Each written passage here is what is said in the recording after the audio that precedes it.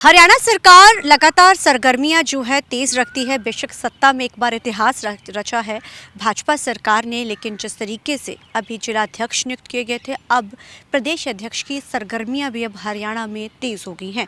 अनुमान लगाया जा रहा है कि अगले हफ्ते तक प्रदेश अध्यक्ष जो हैं वो चुन लिए जाएंगे और सर्वसहमति के साथ चुने जाएंगे। मतदान की प्रक्रिया शायद ना हो सके।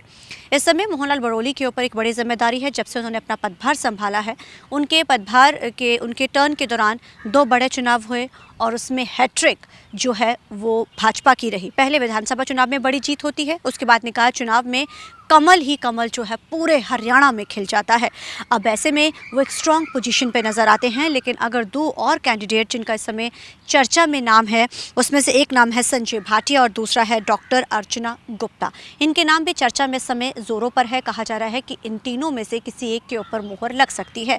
ज़्यादातर जो अभी इस समय कहा जा रहा है कि मोहनलाल बड़ोली को ही जो एक बार फिर से प्रदेश अध्यक्ष जो है वो बना दिया जाएगा हरियाणा का। लेकिन अर्चना गुप्ता की बात की जाए, चाहे भाटिया की बात की जाए या फिर संजय भाटिया की बात की जाए, तो उनका नाम भी चर्चा में इस समय पूरे जोरों पर है।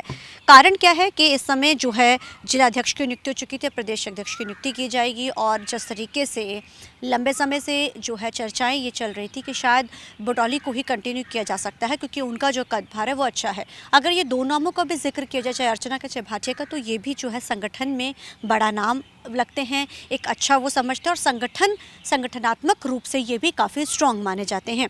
यानी इन 3 नामों के ऊपर किसी एक नाम के ऊपर मुहर लगेगी। लेकिन मोहनलाल बड़ोली का अगर जिक्र किया जाता है तो जाहिर है उनके टर्न में 2 बड़े जो जीत होती है भाजपा की, तो जाहिर अपने आप में जो उनका कद है वो स्ट्रांग हो जाता है।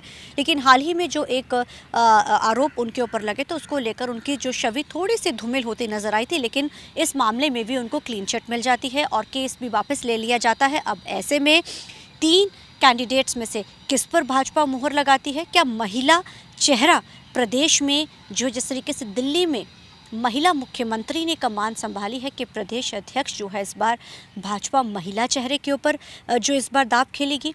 क्योंकि जिस तरीके से दिल्ली में कहा जा रहा था कि जो महिला या उसमें से कहा जाता, लेकिन रेखा गुप्ता का नाम जैसे ही चर्चा में आता है और मुख्यमंत्री के नाम में प्रपोज होती है, तो एक अलग ही सरगर्मियाँ हो जाती हैं।